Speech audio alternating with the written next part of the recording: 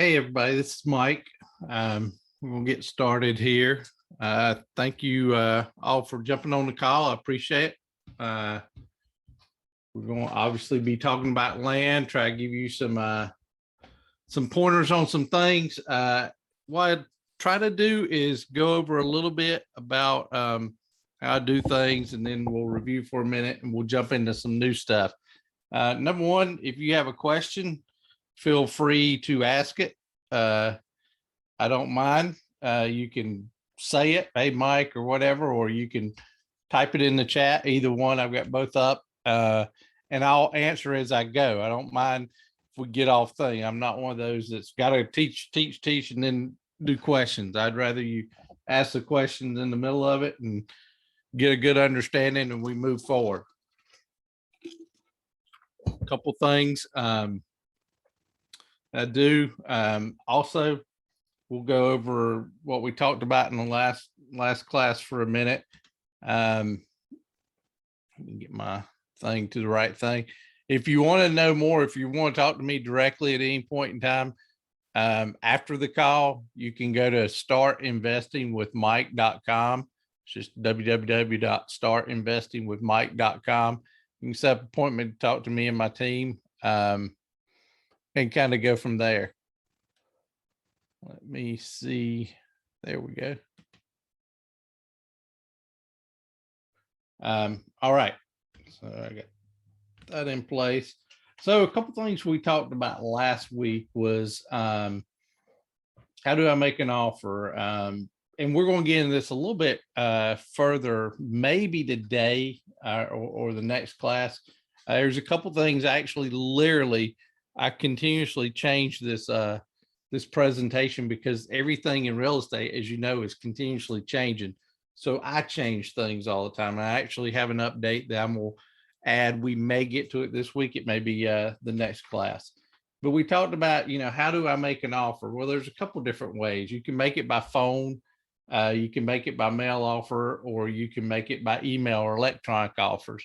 And we talked about the pros and cons. Obviously, the phone, you can get their interaction right away. Kind of con of it, your buyer, it's easier to say no to somebody on the phone than if they have an actual offer. Pros of the mail offer, rolling into that, is that you have an actual offer that somebody's holding in hand, and that's got a psychological effect to it. I know we're getting into the generation that mailing out offers is not always what we do. That's not what they always request. So that's changing a little bit, but as things change, we adjust. Con of mail, you don't get to see that initial reaction when they open it up and read that offer. Electronic and email offers, the great thing is it's quick. Hey, I need an offer. Okay, great. Let me look at something. Can I get you an offer within 30 minutes, or can I get you an offer tomorrow or the next day? That's a good thing. Con, again, they're not actually holding something in their hand. And plus, it's very easy to delete emails. I delete probably 60 emails plus a day. That's worse than junk mail now. So that's the pros. But what we want to talk about is when somebody says, yeah, what do I do now? They've said yes, and we want to look at the offer contract. So that's what we're going to do today. There's a couple different sides to the offer contract. There's a offer cover page that we talk about, and the actual offer itself. And what I want to do is go over those things, and actually let's look at one of them right now. Let's look at the cover letter. This thing, and I have a mastermind I'm part of that we look at different things and look at how to tweak things. This is the cover letter. So basically, in the offer packet, if you're going to mail an offer packet out, you're going to have a few different things. You're going to have the cover letter, which we're getting ready to go over. You're going to have the contract or offer itself.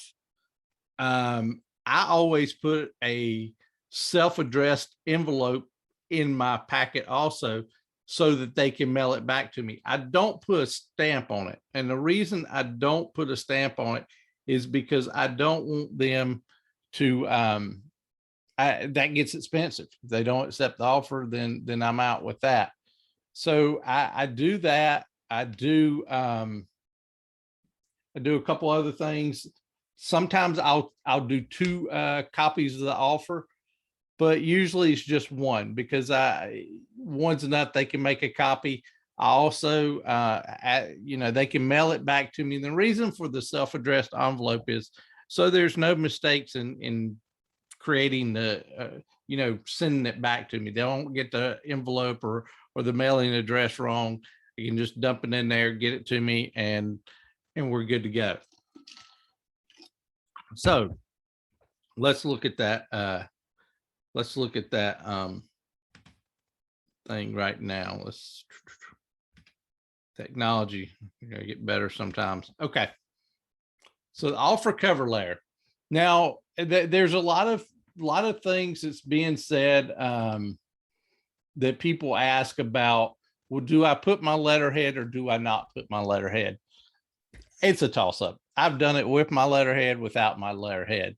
This particular one happens to have my letterhead on it. There's another thing coming up, and we've experimented with this, and I've got a couple of students that experiments with this. I have one of putting a picture of yourself or you and your significant other or somebody on there to make it more personal. That's, you probably wouldn't have the company letterhead on it if you had that. It's just a small photo. I actually have a student that I've been working with for a good while. He's really cool. He actually puts a picture of his dog that he calls Bruce Lee on it, and he'll actually refer to Bruce Lee in his cover letter. So that's pretty neat. But again, it's totally up to you. We're just going to break this down.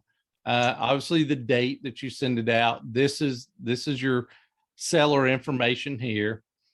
Dear John, now the first thing I do, keep in mind, this is somebody that has actually called you and asked for an offer. So they're actually asking for an offer right now. So let me first take this opportunity to personally thank you for trusting me and my team enough to reach out so that we may have the opportunity to help you with your property. Help is a big word. I want them to realize that we're actually helping them with the problem. And you actually are. They want to get rid of the property. I don't know how. They've called you to help them with that. So, and psychologically, it means a lot. Again, it means a lot to us to help you. We pride ourselves in being with you through the initial stage as well as during and after the purchase of the property. We want to let them know that we're going to hold their hand if need be. Not all of them. Most of them don't need you to hold their hand, but some of them you may have to talk to weekly until you get sold, but you're going to be there. You're not just going to disappear. As stated in our initial letter to you, the neutral letter, we want this to be a win-win situation for everybody involved by offering you a fair price for property, so it's no longer a burden to you and your family. Again, you're dropping in those hints that, we don't want the property to be a burden to you. We want to help you get rid of that. The second thing kind of goes into it starts prepping them on why your offer is not going to be, retail value. And you talk about, we look at many things, including location, size, access, utilities, improvements made to the property, market, etc. You can put whatever you want to. When determining what we can offer for your property, keep in mind that we can cover all outstanding back taxes, if there are any, as well as all closing costs. If there are back taxes, you probably need to be looking at before you send that offer, because if you were going to send an offer of, let's say, $10,000 for the property, and that's high as you can go, and it has $3,000 worth of back taxes, you probably need to back off that offer to make your offer $7,000, because you're still going to be spending 10 because you got the $3,000 back taxes. So that incorporates that in. You're just adjusting. You're not really paying their tax. You're adjusting your offer to incorporate all that. Keep in mind, we cover back taxes, all of closing costs, title search, title insurance, recording fees. Basically, you're telling them whatever I offer you is the check you're going to get cut. Our last thing is to make sure the process of selling your property is easy as can be. Kind of reiterate that from the first one. All you have to do is simply sign the attached purchase agreement. We provide a self-addressed envelope in your packet, in your offer packet. We talked about that. If you prefer, you can sign, scan, and email the offer directly back to me, and I have my email address in there. As soon as we receive it, we'll get to work completing the work needed to complete the transaction.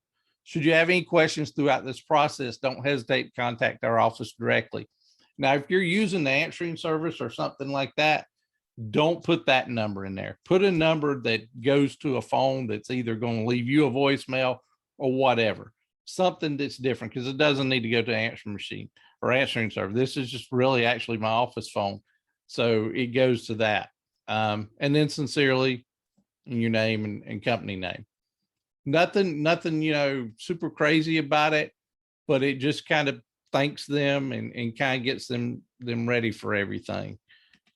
Questions on that particular one there? If not, let's look at the next page of it.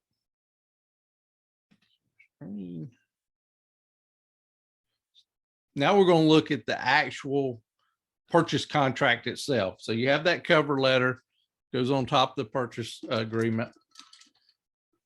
And here's the purchase agreement. Now this purchase agreement, I don't know if you saw my post earlier in the REI USA Facebook page. If you want this, if you want a copy of my cover letter and this contract agreement, just in the chat, just type in your email address. I'll send it to you. I don't mind sharing it. My attorney helped me create this contract. So it's been used in probably 12, 13 different states throughout the US. We've never had a problem with it. But again, your seller information up here. Now here's your buyer information. Now MLM Consulting LLC is my company name, but also notice I put and/or assigns. The reason and/or assigns is in there is in case you don't do what we call a double close, where you buy the property and then you turn around and sell it maybe at the same time. But what if you assign the seller's contract, the contract that you have with the seller, to your end buyer? That way there's only one closing. You don't have to do two. A lot of my deals that get tight as far as how much room is in it, then that's something that we will do. But it gives you that opportunity, the assignment part. And later on in this class, we'll actually go over assignments. I've got 2 different assignment contracts. They're really cool to look at, but they're a little detailed. I don't want to get into them now. So we got the buyer information, my company and/or signs. It's contracts dated, whatever date it is. Buyer, which is me, agrees to purchase property from the seller, describe real estate, together with all improvements thereon and the pertinent rights for the property, price of $10,000. Now notice I have a parcel number of the property I want to put in there and the county. Now I have legal description and/or book and page. You may say, well, Mike, you got the parcel number on there in the county. Why do you want that? I do this, and we put this in here for a checks and balances, if you will. We want to make sure that everybody gets that basically, if I turn this thing, let's say I get the parcel number wrong, and we go through the thing, we're ready to close on it, send it to my closing attorney or title agent, depending on the state, and they pull that up, but they notice my legal description or book and page is different. It's a checks and balance. In case I get one wrong, the other one will check that and balance it out. We want to make sure all this matches on the property sheet, this as well. That way we know we're getting the right property. And now we get into the different conditions of the offer or the purchase. Property is sold as is condition with no warranties made by the seller. Seller make buyer aware of any known facts that affect the property. So basically, you know, they know that they don't have to fix anything or anything like that. Now, if they know there's, let's say, a gas tank buried on the property, they ought to tell us that. That's just morally the right thing to do. If they don't, are we going to sue them? No, but they should say that, should tell you that. Next thing, buyer will pay cash for the property. So they know they're getting cash, and it's really not cash. It's wired money to them or a check, however they want. Number 3 is what I call the get out of jail free card. What do you mean by getting out of jail free? Well, what this means is I can take, let's read it. I don't want to give it away yet. This contract will be closed and depossession delivered owner before. Okay, it says 6-month date. That's what I generally try to get my contracts for. Now, if you come from a housing background, you're probably standing on your head right now, because it's great if you can get 30 days with a house wholesale contract. But you would be amazed that how many people will agree to this. Now, obviously, this is highlighted just for your benefit and mine. It is not highlighted in my contract that I send out to them. It would just be plain text, no yellow highlights. I don't necessarily tell them in our conversation when I'm on close. It's their responsibility to read the contract. And you would be amazed at how many people don't read their contract. And they're like, "Oh, are we ready to close?" I'm ready to close. Well, I'm working as quick as I can. I always tell them I try to close as quick as I can. But the closing date, for right now would be what? April 2022. So that's something to think about. So you want that, unless extended by other provisions of this contract or by title issues discovered by the title company or real estate closing attorney. So it can be if there's an issue at closing and you're coming down to that date, and this happens from time to time, that can be automatically extended because it's no fault of yours or the seller's. Those things come up. Very seldom do I have a property close on the date that's supposed to close anyway. Here's the get out of jail I was talking about, get out of jail free. Buyer, which is you, retains the right to market the property in any way or cancel the contract for any reason at any time. This part right here, where you can cancel the contract for any reason at any time, allows you to get out of it, allows you not to, be bound by that contract. Now, you notice in the first part, we have buyer retains the right to market property in any way. Why do we have that in there? Number one, we get permission to market the property from them. That pops up, that comes up. Number one way is if you went to take this property to an MLS listing or flat fee MLS, escape clause. Yeah, I like that. If you take that to a flat fee MLS listing site, they're going probably, that's one of the questions. I know the ones we use, they want to know that you have the right to market that property since you haven't closed on it. Yeah, I do. I can provide them with a copy of the contract. Yeah, it's right here in my contract in item 3, last sentence. I have a right to market the property. It's also come up here recently. I had the real estate commission contact me on a property that we had, and they said, "Well, you're marketing this property without permission." And I kindly said, "No, I'm not." And they were kind of taken back. So what I did is I sent them the contract. Now to the real estate commission, I blacked out the pricing, all that. I blacked out, just the pricing, I think. And they noted, and I highlighted that to them. Buyer retains right to market property. They saw that. They said, "You're right. Everything's good. Case closed." Number 4, failure to close this contract by said closing date can't talk today, will render the contract null and void. Again, that's another escape clause right there. If you don't close on a property by your closing date, it's a null and void contract at that time. So that's 2 areas that you're protected. And keep in mind, as we go through this program, this is not the same contract you obviously wouldn't use for your end buyer. This is just for purchasing. Buyer, again, you will select the closing agent. That may be a title company, real estate attorney, notary. And I got notary in there because what if you self-close it?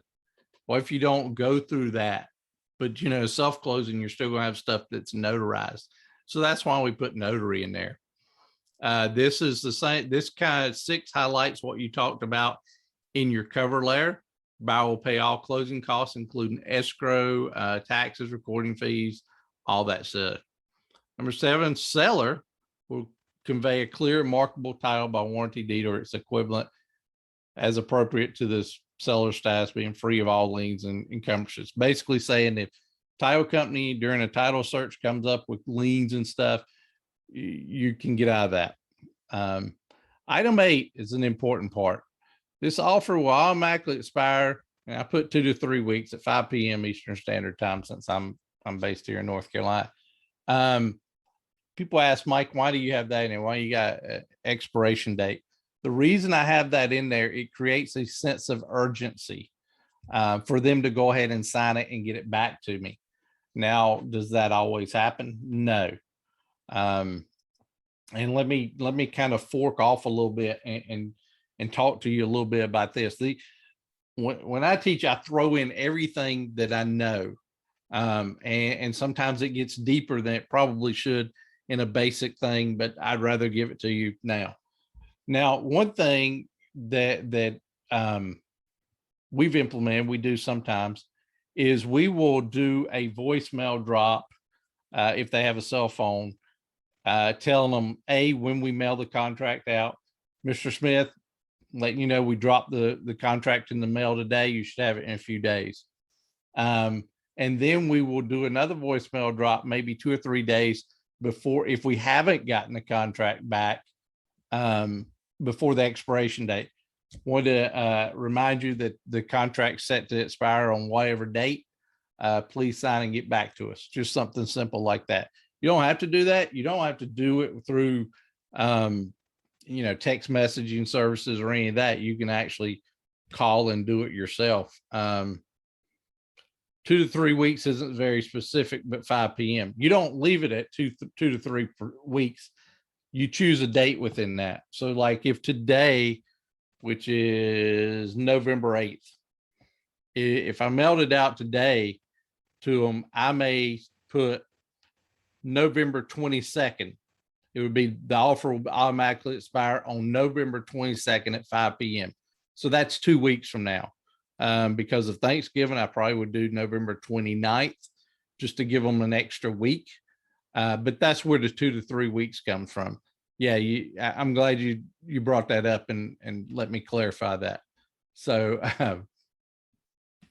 I look at these contracts all the time, so it kind of goes over my head sometimes. But yeah, something like that. If it's not, it expires if it's not accepting that. Now, do I have people that sign it after the date? Absolutely, I do. Usually I'll email it out back to them and say, can you initial here? Generally, it's not a big deal. This offer can only be accepted by seller in writing if postmarked on or before the expiration date. Again, it's just creating that sense of urgency. Last thing on is this agreement is binding on the heirs, administrators, executors, personal representatives, successors, and assigns of the buyer and seller. Signed below, each party accepts the offer and conditions thereof. Time is of the essence. Now, one thing that I do on my contract is I sign it. I go ahead and sign it and date it, because it's going to be null and void anyway, or if it's not, then I can get out all these other ways. That way they know I'm serious about this. And all they got to do is sign it then. Seller signs here, dates. Notice I put seller phone and seller email there. I did that, number one, so everything, their contact information is in one place. It's easier to get to. But the primary reason I did that, because back in the day, I would send this contract and it didn't have that information, but I would email the contracts to my title company and say, hey, title company, I'm ready to close. Here's the contracts. Here in this email is the seller contact information. And 75% of the time I'd get an email. Do you have the seller contact information? Well, yeah, it was in the email, but okay, here it is again. So now it's right there on the contract for them. They have the seller phone number, seller email. They can contact the seller directly and get documents to them, whatever they questions, if they have something about the title, everything's right there and they can send it to them. That's the biggest reason for that. And it has cut down on a lot of headaches.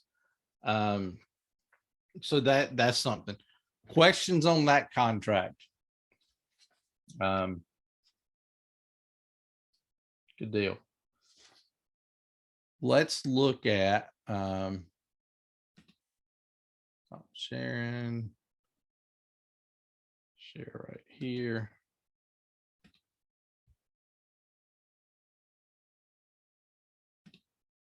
All right. So here's the first offer cover letter. We went over the contract or purchase agreement, and we went over the length of the contract. Again, 6 months is suggested. If they say something, I'll back the date up. Some of mine right now, actually, because real estate's so hot, we put it at 4 months just to kind of set ourselves apart from some of the others. I try not to do less than 3 months. The reason being, I tell my students, and I'll tell you the same thing. If you get a contract if you get property under contract today, I would figure 3 months before it sells. Now, I'm not saying that's always the case. That is an average overall. It may sell tomorrow. Depends on how aggressively you have it priced. But I'd rather say that than give you false hopes that, yeah, it's going to sell within the first 2 weeks. That's not always the case. So the length of contract, but you can adjust that if you need to. See what we have here. And that's again just cover page. Let's go down here.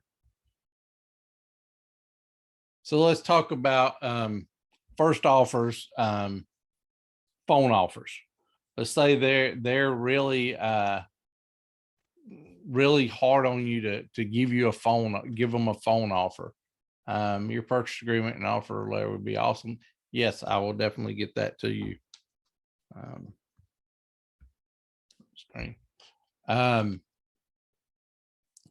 If you do that, again, we highlighted a little bit last month, determining expectations and reaction of the seller. Well, what do you do if they say yes? Well, what's my next thing? Let's say I'm on the phone, Mr. Smith, I'm offering you $10,000 for your property. Great, Mike, I accept that. And there's dead silence. What do I do next? So you got to talk about what you're going to do next. What would you say? You say, that's great, Mr. Smith. Let me get a contract out to you. Do you have an email address that I can email the contract to you, and you can print it off if you've got a printer and sign it, and you can email it back, or you can mail it to me?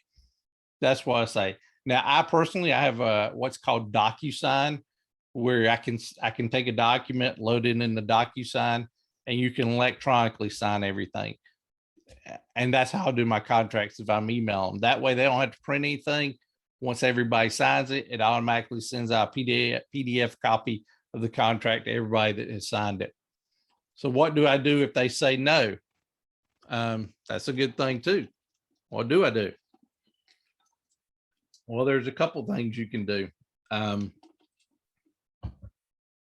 You can say, well, let me look at a little closer, because if it's your first offer, you probably have some room to go up. Because usually what I do when I evaluate a property, I go ahead and put, what my first offer is going to be. I also put what my highest and best offer is, or second offer. And we'll get into second offers later on. But I want to put that information in there so people have that. So if they say no, I'll ask them sometimes, okay, keep in mind, I can't, Mr. Smith, I can't pay retail for it, but I really like to help you out however I can. What were you hoping to get out of it? And let me see, maybe I can go back and see, or I don't even sometimes pass myself off as the owner of a company. I'll say, let me go back and get with my managers and see what we can do, or something like that. Just depends. But that's things you can say. That way it kind of keeps that together without, no, I don't want it, click. Now they may hang up on you too if it's a low offer. I've had that happen too. But that's the things you do. So if they say yes, you give them a contract out. They say no, you try to pull out what they're expecting for that property. You've already tried to control their expectations by telling them, you know, I can't pay retail for it, but try to find out what they want for it. Maybe they're unrealistic. I had one the other day, contract at best was worth $150,000 retail value, and he wanted $295,000 for it. And, you know, I can't help you there, buddy. And I don't know if anybody else can help you. So that's phone offers. Next, let's go to mailed offers. Type of envelope to send. And we kind of talked about this a little bit earlier, what you put in, but the type of envelope, let me see if I have one here. I have a version of it. I use, this is what I use. It's, I don't know, 5x7, something like that. Size envelope I use. And the reason I use that versus the big ones is the bigger ones, if I use, you know, ones like, well, I've got one. If I use big ones like this, it's going to cost me more than a stamp. Generally, I can actually get this with one stamp. I could put our offer packet together and put it in there, and it only costs me 1 cent to send out. And it's also kind of a unique size, so it's going to stand out. I don't want to put it in just a regular envelope thing, because that is actually going to, you know, just blend in with stuff. They can miss it, that sort of thing. Sometimes if I'm on the phone with them, I'll tell them, great, we'll send this out. It's going to be a kind of a manila colored envelope. So be on the lookout for it. So that's something to think about. Again, we talked about before, cover letters. You got the cover letter on it. Screen back up there. You got your self-addressed envelope, and you got the contract agreement. Again, it's totally up to you if you send 1 or 2 copies. Sometimes I send, it just depends on the situation. Sometimes I send 2. Sometimes I send 1 if they seem savvy enough that they can make their own copy or something like that. But that's the things you want for your checklist for mailed offers. Now, what's getting big nowadays is emailed offers. So that's something that we'll spend a little bit of time on. Let's first, instead of talking about email first, I want to go to electronic signature options. Electronic signature options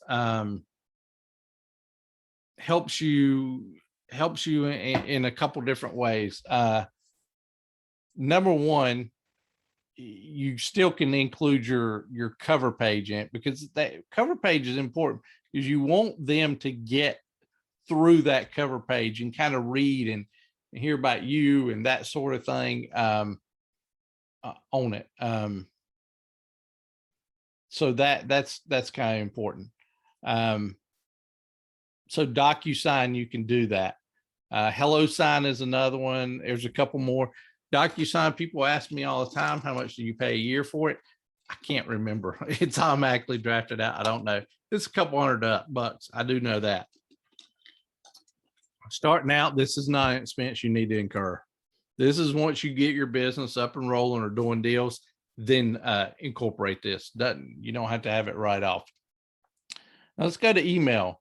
You can scan and email to the seller all those documents. But what happens is when you get an email and you got a cover letter and the contract, where are you going to go to first? You can go to contract. Not even going to read the cover letter. So what I've done, I've incorporated a version of my letter. I got 2 things. Number one, if they just want an offer, and this goes more through a text messaging thing that I do, there's 2 ways to do the offer. I always say it's best to create the contract and put it in there. But, and let me find it because I want to share it with you.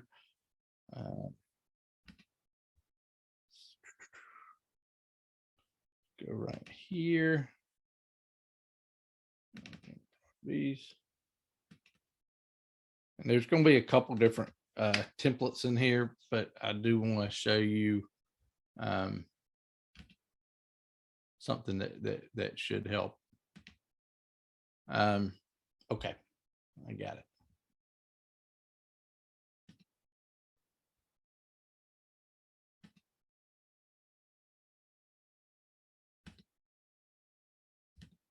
All right, let's look at this. I'm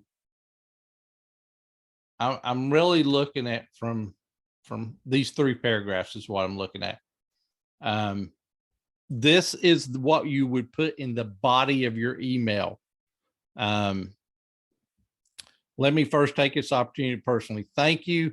This is the exact same wording, basically, that's in that cover letter. You can copy and paste it. I do keep in mind that we cover all outstanding back taxes, fee, as well as all closing costs. That's bolded in this. You could bold it in your cover letter too. It wouldn't be a bad idea. The last paragraph is a little bit different, and this one goes in different ways. Couple ways you can do it. If you don't want to reveal the price right here, you still want them to open the contract, you could put, our goal is to make sure process of selling your property as easy as can be. Based on the above criteria, we've, determined an offer amount for your property. The contract is attached to this email. Please sign and email back to us as soon as you can. Something of that, nature. You're saying, please go ahead and sign. You're not asking them if they're available for it, if they're going to accept it. You're going on the basis you're assuming they are. Now, if it's a thing where, you don't feel like you need to do a full contract yet, you can do this. Our offer for your property is $185,419. Again, once we confirm that you are ready to move forward, we will send out a contract for your approval. Should you have any questions, process, don't hesitate to call me. Same thing. Thank you. And we look forward to working with you, getting them to thinking that we're working with them. Again, this is why I don't like to send out the email offers sometimes, is because you're trying to get them to at least see this or something or the other before they open that contract. You literally could take your full thing of your pull it up here. You could literally take the full thing of your company offer letter, cover letter, and just copy and paste all 3 of those in it. And that way it doesn't give the price, and then they can open up the attachment that has the contract with the price. But you have all of this in the email itself. If you put this in the email, you don't, at that point, you don't have to attach a cover letter, because you've spoken all this in the body of the email. That makes sense. Hope that didn't jumble up too much, but basically, if you email, simple way to remember, if you email it out, the offer out, make your cover letter wording the body of the email. They read it, hopefully they will. They don't, you give it your best shot. So that's an option there. And once they get to you, then you can go from that point on it.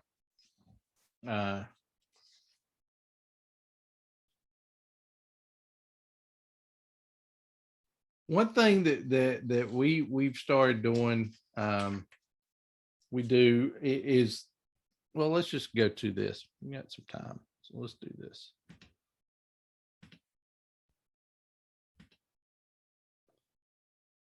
We did the first offer. So let's go to this. What if they don't respond to my first offer? What do I do? You mail it out and it's crickets. You don't hear anything. What I generally do is give them somewhere between 2 and 4 weeks to respond to my offer. I want to give them at least a couple weeks, even after it dies, a week or 2 before I answer, or I reach back out to them. And if I do that, I'll reach back out, and there's a couple follow-up options. This is also the time that I'm ready to send them a second offer, my highest and best. The follow-up options, you can call them. 9 times out of 10, you're not going to get them. Now, for me and my company, how I operate is all offers go out on Friday. It helps me track things a little bit better. It's just the way I set my business up. You can do it however it works best for you. But what I do is on Monday or Tuesday, my VA or myself will call and say, hey, Mr. Smith, just following up, I sent you a contract out a few weeks ago. Wanted to make sure you got the offer and what your thoughts were. I'm leaving an open-ended question to generate some kind of conversation for them. So I'm wanting them to say, you need to go jump off a bridge. It's crazy. There's no way. Or I can't really go that low. Okay, great. But where do you need to be that would maybe work for both of us? You can start having that negotiation conversation, even on the call. 9 times out of 10, they're not going to answer the call, just like we don't answer calls we don't know on our cell phones. You leave them a message. Same thing. Hey, Mr. Smith, this is Mike Mckenzie. I sent you an offer out a few weeks back, just checking to make sure you got the offer and what your thoughts were. Please call me back at this number. It's on Monday or Tuesday. If they call me back, great. We'll talk and try to come up with a price that works. If they don't, I just send out my second offer at that point in time. Text messaging. Again, you can do that automated through something like Batch Leads is who we use for text messaging, or you can manually text out that same thing. The phone messages can be automated as well. Maybe you drop a voicemail into their phone, things like that. Again, we talked about the timeline for second offers, somewhere between 2 and 4 weeks, maybe 5 weeks. Sometimes it depends. There's no really set in stone thing. I mean, you're going to send it out. You're giving them about 2 to 3 weeks anyway to respond to that offer. So once that offer expires, then you could reach back out to them at that point. We'll go over the second offer cover letter in a minute. The contract agreement is the same. There's nothing different about the contract agreement. But let's look at the second offer agreement. Shut down some of this stuff.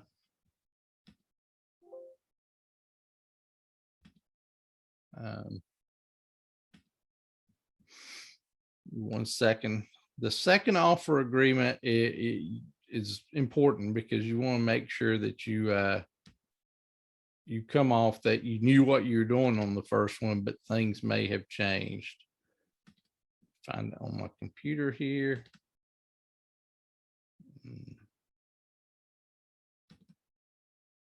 Okay. It's coming up and I'll share it with you here.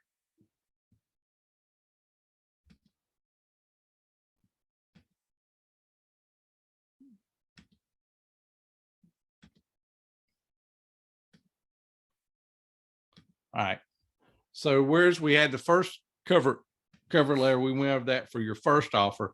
There's a little bit of a different cover letter for the second offer. You just don't want to say, oh, now I can give you this, because they're going to think, well, he's tried to steal it from me the first time. How do I know he won't go up again?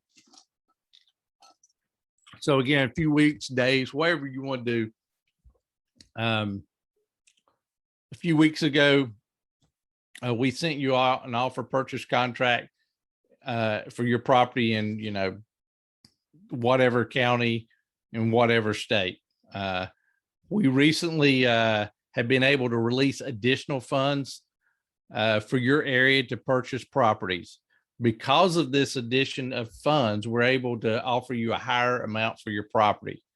Please keep in mind that we still can't offer you retail value for your property, but we are able to get you to a better price for your property. If you're still interested in selling your property, I've included in this letter a copy of the new purchase agreement.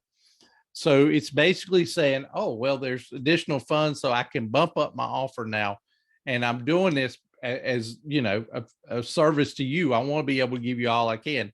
I'm reaching out proactively to you to offer you more money for your property. So that's something to think about. Hold on 1 second.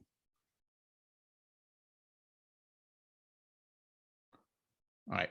So again, keep in mind, we cover all closing costs. We get that. We strive to make sales process easy. It's a lot of the other one. Again, I look forward to working with you on your property. So short and sweet to the point, but it gets that. Then you just use the same offer contract. You just, put in your new numbers. But that's a second offer thing. Again, that's something that could be mailed out. It may be sent out a different way, however you want it. Certainly you can do that. So sharing that, and let's go to the slide. Second offer, tax letter. Why not send on the first offer? The tax letter, and I don't have a copy of it readily available because I don't, quite frankly, don't remember where I put it in my files. My VA handles that, but just highlight it. Basically, a tax letter is, and I'll share it with you on our next meeting. It basically is a letter that's stating that you get this a lot, especially in Florida, in the height of the market, 2005-06. People paid $300,000-$400,000 for a lot. 2021, it may be worth $10,000. I mean, that's a big punch in the gut if you paid that kind of money. So obviously they're taking a huge loss.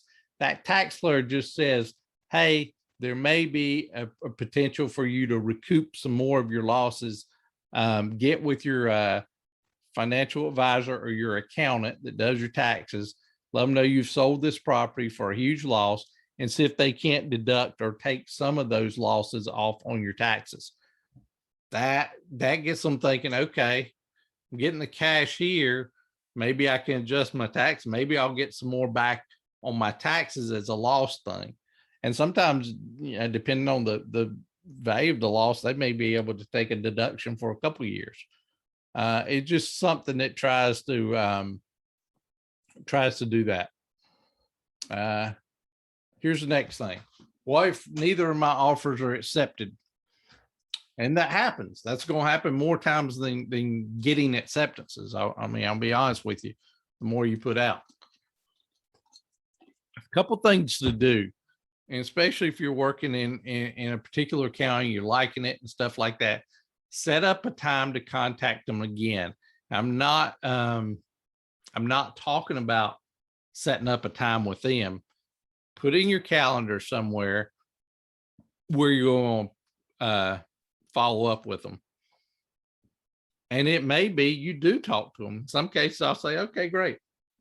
Do you mind, Mr. Smith, if I reach back out with you in 3 months, if something's changed on my end or your end? Sure, go ahead. Again, I'll contact Mr. Smith in January, February, whenever 3 months is. Here, the realtor example. Here's what I hear sometimes. You hear them say, I'm not going to take it. I'm going to list it with a realtor. Okay, do that. Well, the realtor listing is probably 6 months, but I'm probably going to contact them back in 3 months or so and say, hey, Mr. Smith, this is Mike again. What did that realtor get for your property? Now I'm going to go ahead and look. I'm going to know if they did sell it. I'm not going to call him back, obviously, because he isn't on the property. But if it's still on the market or the listing is expired, it's going to force them to say, well, they couldn't sell it at whatever price that it was. It forces them to, because I'm not saying what happened with the realtor. I'm saying, what did the realtor get you for the property? So then they're having to, kind of eat a little bit of crow on that, which is good for you. The offer's too low and the seller doesn't accept it. I've had that several times. I've had them actually come back. I had one where literally the property was worth probably $80,000. I was going to sell it for around 60. We had agreed up to 37 for it. I was pushing my numbers a little bit. So going to give him 37 for it. He wanted 60, what I was going to sell it for. Can't do that. Sorry, it's not going to work.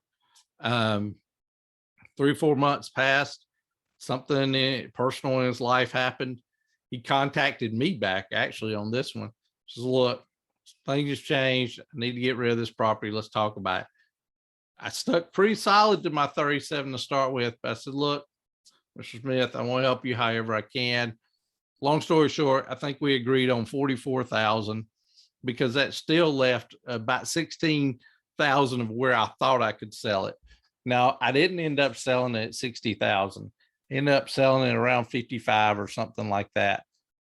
So I didn't get $16,000 profit, but I still got $10,000 or $11,000 profit. So it's still a good deal. It was a win for him, a win for me, and a win for our end buyer. So everybody won in that situation. And I literally did help him out because he needed the funds and it was a way to get funds to him. Again, the timeline, you can be flexible on it. Usually 3 to 6 months on follow-up is what I suggest on that. And then just you can send out a text, you can call them, you can do however you want. It's very, very fluid, however you want to do it. But the follow-up does work. I will tell you that I have students right now that's in our coaching program that literally does the follow-up. We teach the follow-up, they do it, and they get offers accepted on the follow-up. Because things in people's lives do change from time to time. So that is a thing.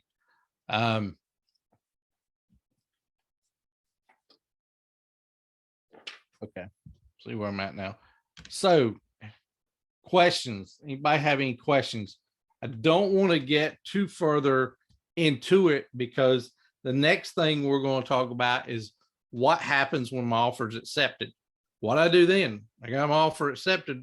I got to do something. So that's where that will come in. So we'll talk about on next call, what we do, the exit strategies of it,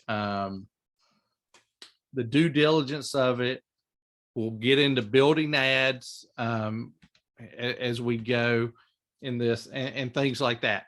So it really gets a little deeper the further we go in this, obviously, because now we've got the seller on the hook and selling his property, but we got to find the end buyer, and we want to do that as quickly as possible. So this is what we do. So I look forward to doing that with you, and that will be in, I cannot believe it's already November. That'll be December 13th. Questions. If anybody has any questions, I want to first say thank you very much. It's an honor for you to be on the call and let me share what I know. This is what I like doing. Yeah, I have a real estate business. I got a couple different arms. We do a couple different things in real estate. My primary bread and butter is land. I'm in the short-term rentals. We're looking at some self-storage stuff, but everything in my company is ran by the land thing. Another thing with land, a really amazing thing is they're easier to do owner finance deals. A lot of times my owner finance deals, the down payment pays for whatever I paid for the property, and the rest is residual income. Prime example, from June this year until really end of October, 1st of November, this right now, end of October, I kind of took a hiatus from my business. Not really a hiatus, but I didn't work very hard because I enjoyed my summers, wanted to enjoy it with my summer or with my family. So I didn't work very hard. Come September, fast forward to September, when I usually jump right back in it. Ended up with COVID. That knocked me out for about 3 or 4 weeks. That I didn't even care if I worked in my business. But the cool thing is I have enough owner finance deals that money came in every month that took care of the business and ran the business and all that stuff. So nothing, really skipped a beat as far as that goes, because I wasn't having to chase that next deal to eat or survive. I had money coming in, the residual money. And that's something you can do in your business as you grow it. And I encourage you to look at that as you go. The cash deals are great. I love the cash deals. They're almost like bonuses once you get your owner finance deals going. Just a little sidetrack there. If anybody else wants my purchase agreement, I will be glad to do it. Just in the chat part of it, just put your email address. I will get it out to you hopefully tonight, and you'll have it. And if you have any questions at that point, obviously you can ask me a question on it. Again, you can also go to, get back to it here. If you want to talk to me or my team directly, you can go to the www.startinvestingwithmike.com. Again, it's startinvestingwithmike.com. We'll set up a time, and basically what we do with that is kind of evaluate your business, kind of give you a plan. You tell me I'm here in my business. Okay, look at doing this. What do you think about this? Or how we could help you build your business. Maybe you're at a point you want to scale your business, or you don't know how to really get it off the ground. We can discuss a plan of action for you and go from there. Thanks. I got the other couple emails addresses, so I am screenshotting that, so I have that. If there's no questions, that's what I have tonight. I think we're at a good stopping point, because the next time we'll actually get into what we do once we've got this contract. So again, thank you for joining me. I look forward to it. Hope you can be here at the next class, and we'll go from there. You guys take care. Bye.